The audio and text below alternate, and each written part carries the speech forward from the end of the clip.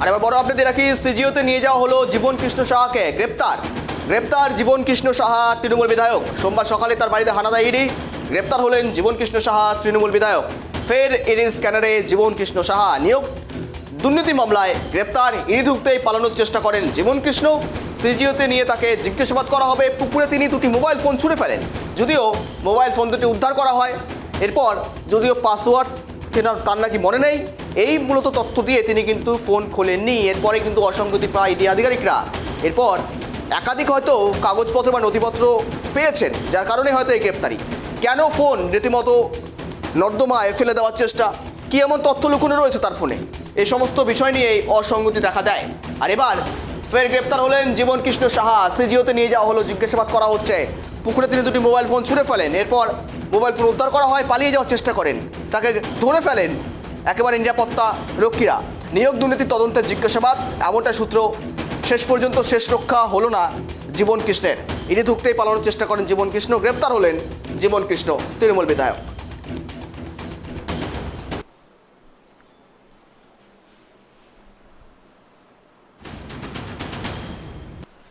জীবন কৃষ্ণের সঙ্গে রীতিমতো তার দুই আত্মীয় বাড়িতেও কিন্তু ইডি আধিকারিকরা হানা দিয়েছে।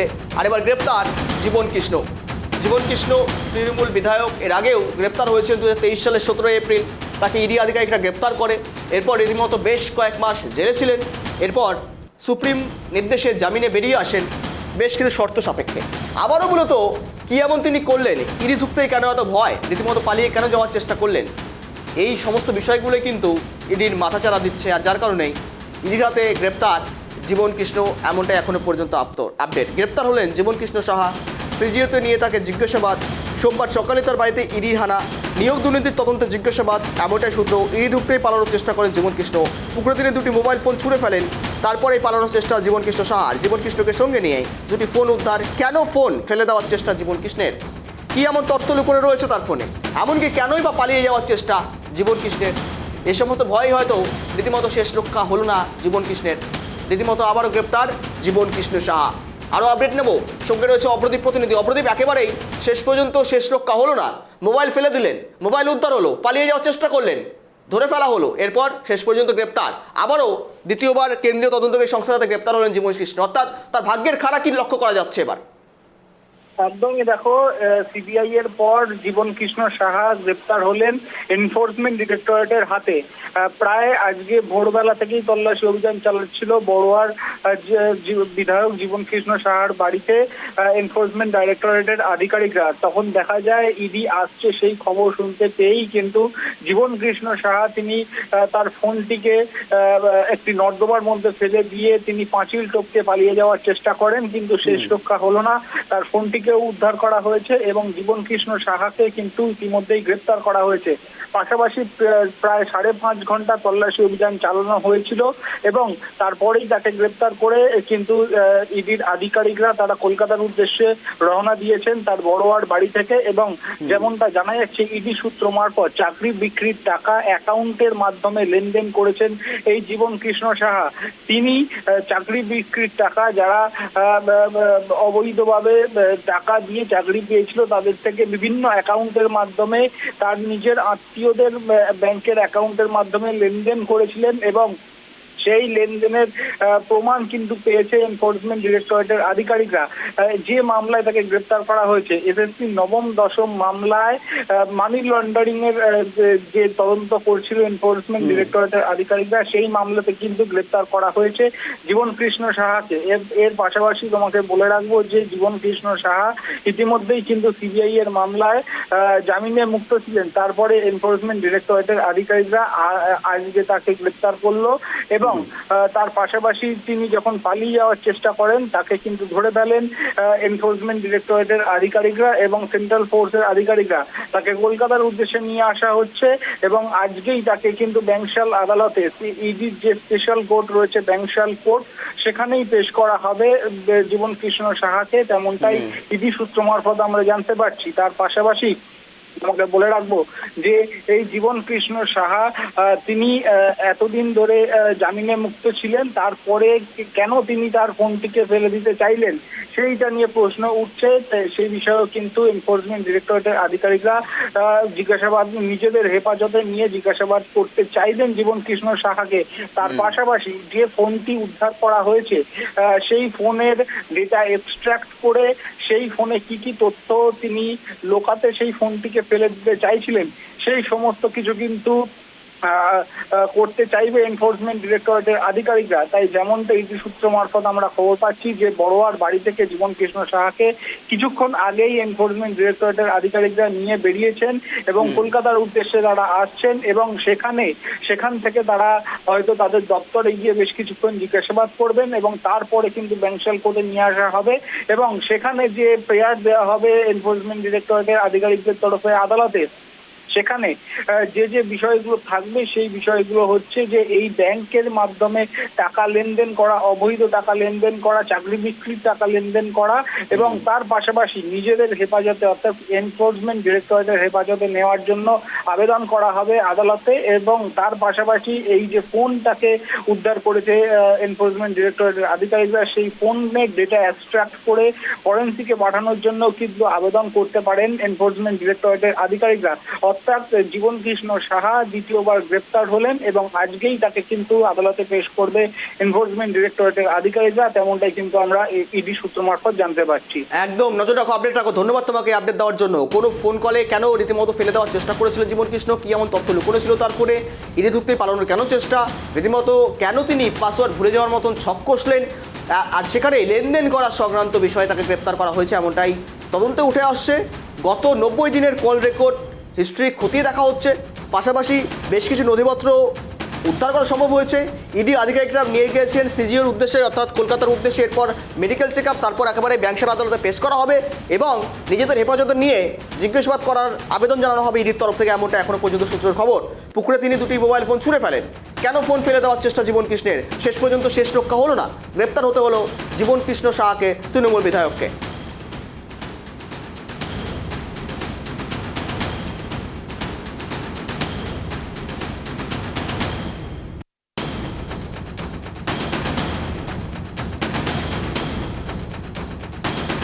কিন্তু 2023 সালে 17 এপ্রিল জীবন কৃষ্ণকে গ্রেপ্তার করেছিল সিবিআই।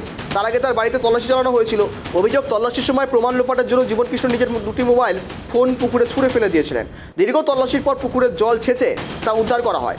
13 মাস পর তিনি সুপ্রিম কোর্ট থেকে জামিন পান। জেল থেকে বেরিয়ে বিধানসভাতেও গিয়েছিলেন জীবন কৃষ্ণ, কিন্তু শেষ রক্ষা হলো না এবার ইডির হাতে। ইতিমধ্যে আমাদের সঙ্গে জুড়ে রয়েছেন বিজেপি নেতা রয়েছেন রাহুল সিনহা। রাহুল বাবু, স্বাগত আপনাকে টাইপ টিভি বাংলায়। দেখুন, শেষ পর্যন্ত শেষ রক্ষা হলো না, রীতিমতো পালানোর চেষ্টা, মোবাইল ফেলে দেওয়ার চেষ্টা, কোনো চেষ্টা এই সমস্ত চেষ্টা কিন্তু ব্যর্থ হলো। রীতিমতো শেষ পর্যন্ত গ্রেপ্তার হতেই হলো সিবিআই এর পরে আবার ইডির হাতে, কি বলবেন?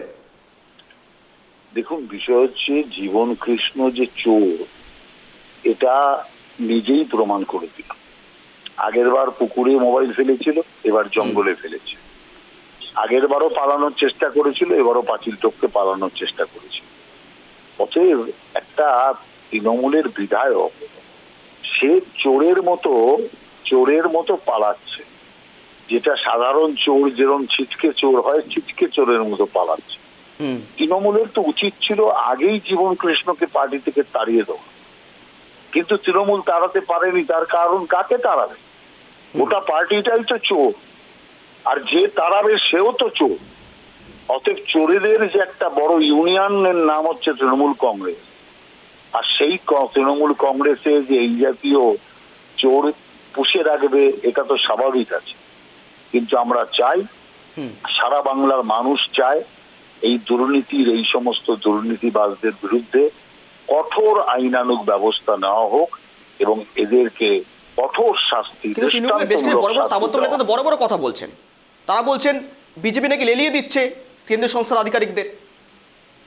না, লেলালো কি না লেলালো সেটা পরের কথা, একটা চোর ধরতে তো লেলাবেই। আমি তো বলছি, চোর গলায় বলছি তৃণমূলকে, যদি বিজেপি লেলিয়ে দিয়ে থাকে তাহলে তো বাংলার মানুষের প্রতি কর্তব্য করছে। কারণ চোর ধরাটাই তো আমাদের কাজ, পলিটিক্যাল পার্টির কাজ। তৃণমূলের এই কাজ ছিল চোর ধরে চোরকে তাড়ানো, চোরকে জেলে ভরা। যদি আজকে জীবন কৃষ্ণকে তৃণমূল কংগ্রেস এই দুর্নীতির জন্য জেলে ভরতো, তাহলে তো আর সিবিআই ইডি কে ছোটাছুটি করতে হতো না। সিবিআই ইডি ছোটাছুটি করছে কেন? যে তৃণমূল কংগ্রেস সরকার চোরদের পুষছে, যে কারণে বাইরে থেকে সিবিআই ইডি কে আসতে হচ্ছে। সেই জন্য যদি বিজেপি কোন রকম এতে যোগদান দিয়ে থাকে, সেটা তো রাষ্ট্রীয় কর্ম করছে, জনগণের প্রতি কর্তব্য পালন করছে, এদের জন্য তো বিজেপির গর্ব হওয়া উচিত। একদম, বেশ, ধন্যবাদ রাহুল বাবুর সঙ্গে থাকার জন্য। চোরের তো ভয় থাকবে এমনটা মনে করছেন, কেননা চোর চুরি করে পালিয়ে যাওয়ার তো চেষ্টা করবেনি, এমনটাই মূলত দাবি করা হচ্ছে বিজেপির তরফ থেকে। আর এখানে রীতিমতো কিন্তু প্রশ্ন উঠছে, যদিও এত কিসের ভয়, যেখানে জীবন কৃষ্ণ সাহা তৃণমূল বিধায়কের আগেও সিবিআই গ্রেপ্তার করলেন, প্রায় 13 মাস, প্রায় 1 বছরের বেশি জেলে ছিলেন, এরপর সুপ্রিম নির্দেশে বেরিয়ে এলেন, সুপ্রিম জামিন পেয়ে তিনি জামিনে ছিলেন, মুক্ত ছিলেন, কিন্তু এরপর আবারও এবার ইডির আধিকারিকরা মানি লন্ডারিং কেসে তাকে গ্রেপ্তার করলো। এ তো নিশ্চয়ই রীতিমতো একটা জলঘোড়ার মতন পরিস্থিতি, রীতিমতো কান টানলে মাথা আসার মতন পরিস্থিতি। গ্রেপ্তার হলেন জীবন কৃষ্ণ সাহা, শুধুমাত্র জীবন কৃষ্ণ সাহা নয়, তার আত্মীয় বাড়িতেও চলছে তল্লাশি অভিযান। এখন দেখার বিষয় তার আত্মীয়রা গ্রেপ্তার হয় কিনা, কেননা সেখানেও নিয়োগ দুর্নীতি মামলায় চলছে। আর ইতিমধ্যেই নিয়োগ দুর্নীতি মামলায় টাকা লেনদেনের অভিযোগ উঠছে এই তৃণমূল বিধায়কের বিরুদ্ধে।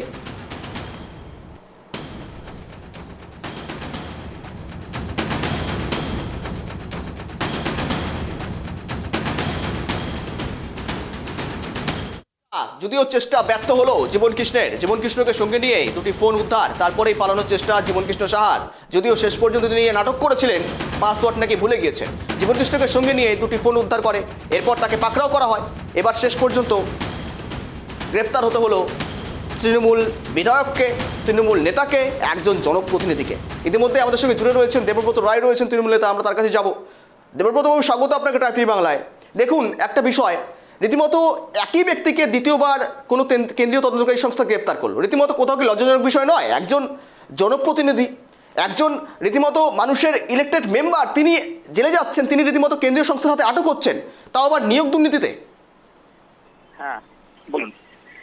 হ্যালো, হ্যাঁ দেবব্রত বাবু বলছিলাম, হ্যাঁ, ইতিমধ্যেই নিয়োগ দুর্নীতি মামলায় গ্রেপ্তার হলেন, তাকে জিজ্ঞাসাবাদ করা হচ্ছে, বেশ কিছু অসঙ্গতি পেয়ে তাকে গ্রেপ্তার করা হয়েছে, কিন্তু এটা কোথাও কি লজ্জাজনক নয়? একজন জনপ্রতিনিধি, ইলেক্টেড একজন মেম্বার, তিনি রীতিমতো গ্রেপ্তার হচ্ছেন কেন্দ্রীয় তদন্তকারী সংস্থার হাতে, তাও আবার নিয়োগ দুর্নীতি মামলায়। সাধারণ মানুষের একেবারেই এই সমস্ত অভিযোগের ভিত্তিতে এমন অভিযোগ উঠে আসছে আর সেখানে গ্রেপ্তার হতে হচ্ছে, এ ছবি তো রীতিমতো একটা কোথাও একটা সামাজিক অবক্ষয়ের ছবি বলা যেতে পারে। শুনুন, ভোট আসছে, ইডি আসবে, সিবিআই আসবে, ফ্রেন্ড রিকোয়েস্ট আসবে, এছাড়া হয় নাকি? এখন এগুলো আসছে, এগুলো বিজেপির হচ্ছে ফ্রেন্ড রিকোয়েস্ট। এখন যারা বিজেপিতে চলে যাবে সে একদম স্বচ্ছ হয়ে যাবে, একদম ধোয়া তুলসী পাতা হয়ে যাবে, এটা বলেছেন। এখন বিজেপিতে আসুন, মোদীর সংস্পর্শে আসুন, সবাই স্বচ্ছ হয়ে যাবে। কিন্তু আগেও তো আমরা 2021 সালেও তো আমরা দেখেছি না, এসব করে লাভ নেই, বুঝলেন? এখন ইডি সিবিআই সব এখন বিজেপির এজেন্সি হিসেবে কাজ করছে। ভোট আসছে, মানুষ দেখতে পাচ্ছে, মানুষ তো আরো এগুলো যত ভোট আসবে তত বাড়বে, এসব করে লাভ নেই। সারা 20টা রাজ্যের মুখ্যমন্ত্রীকে লেলিয়ে দিন, আমার ইডি কে লেলিয়ে দিন, সিবিআই কে লেলিয়ে দিন, আমাদের মমতা ব্যানার্জি আছে, আমাদের ওতেই হয়ে যাবে, ঠিক আছে? বাংলার মানুষ ইডি সিবিআই আসলে কি গ্রেপ্তার করতে পারেন? এমন তো তাদের কোনো রাইট নেই, বিনা কারণে তারা গ্রেপ্তার করবে কোন তথ্যের ভিত্তিতে? গ্রেপ্তার তো করছে, করে কি ট্রায়াল হচ্ছে নাকি তার বিচার হচ্ছে? বিনা বিচারে পার্থ চ্যাটার্জি দেখুন জেলে বসে আছে, ঠিক আছে? সেটা তো বলতে হবে না, বিচার করুক। কিছু ইডি সিবিআই এদের সাকসেস রেট কত আছে? 1%, ঠিক আছে? কটা কেসের সফলতা ওদের এসছে সেটাও তো ওদের বলতে হবে না। এখন শুভেন্দু অধিকারী টাকা নিতে দেখা গেছে, সে এখন শুদ্ধ হয়ে গেছে। হেমন্ত বিশ্ব শর্মা, সে এখন শুদ্ধ হয়ে গেছে, ঠিক আছে? অজিত পাওয়ার, যাকে বলেছিল অমিত শাহ চাকরি পিসিং, সে আর চাকরি পিস না, বিজেপিতে গিয়ে এখন নেতা হয়ে গেছে। এখন এইসব হচ্ছে, দেখবে মানুষ তো বিচারক হচ্ছে মানুষ। এরকম অনেক নেতা দেখা গেছে অন্যদল থেকে যাদেরকে বিভিন্ন অভিযোগে অভিযুক্ত ছিল, তারা গিয়ে এখন শুদ্ধ হয়ে গেছে, বিজেপির বড় বড় নেতা হয়ে গেছে। এগুলো বিজেপির ট্যাকটিস, এরা ফ্রেন্ড রিকোয়েস্ট এইভাবে পাঠায়, যদি অ্যাকসেপ্ট করো ঠিক আছে, নয়তো জেলে ঢুকে যাও, ঠিক আছে? কার্যত এসব করে কিছু হবে না। মানুষের রায়, মানুষ যেটা ঠিক, মানুষ যেটা ভুল, সব ঠিক মানুষ বোঝে। পশ্চিমবঙ্গে অন্তত বিজেপির অবস্থা যে খুব খারাপ হবে এটা বলতে পারি, 2026-এ ওদের বিসর্জন হবে। বেশ, ধন্যবাদ। দেখুন, গ্রেপ্তার জীবন কৃষ্ণ সাহা, আর যদিও তৃণমূলের দাবি ভোটের আগে অনেক আসবে এরকম ইডি সিবিআই, তারা গ্রেপ্তার করবেন, তদন্ত করবেন, ভোটের আগে আগে এই সমস্ত কর্মকাণ্ড দেখা যায় এমনটা তৃণমূলের দাবি। যদিও আসলে কি গ্রেপ্তার করা যায় এই প্রশ্ন কিন্তু তুলছে বিজেপি। পুকুরে তিনি 2টি ফোন ছুড়ে দেওয়ার চেষ্টা করেন, এর আগেও একই রকম দৃশ্য দেখা গিয়েছিল, যেখানে সিবিআই গ্রেপ্তার করার সময় একই রকম কর্মকাণ্ড, একই রকম কীর্তি দেখা গিয়েছিল জীবন কৃষ্ণের। আর এবার সিজিওতে নিয়ে তাকে জিজ্ঞাসাবাদ, জীবন কৃষ্ণকে সঙ্গে নিয়ে জিজ্ঞাসাবাদ, কেন ফোন ফেলে দেওয়ার চেষ্টা জীবন কৃষ্ণের, কোন তথ্য লুকোনো রয়েছে, গত 90 দিনের কল রেকর্ড খতিয়ে দেখার চেষ্টা, এমনটাও সূত্র মারফত খবর পাওয়া যাচ্ছে। আর সেখানেই বেশ কিছু অসঙ্গতি পেয়ে তাকে গ্রেপ্তার করা হলো, সিজিওতে নিয়ে যাওয়া হচ্ছে, এরপর স্বাস্থ্য পরীক্ষা, তারপর একেবারে আদালতে পেশ, নিজেদের হেফাজতে চেয়ে আবেদন জানাবে ইডি।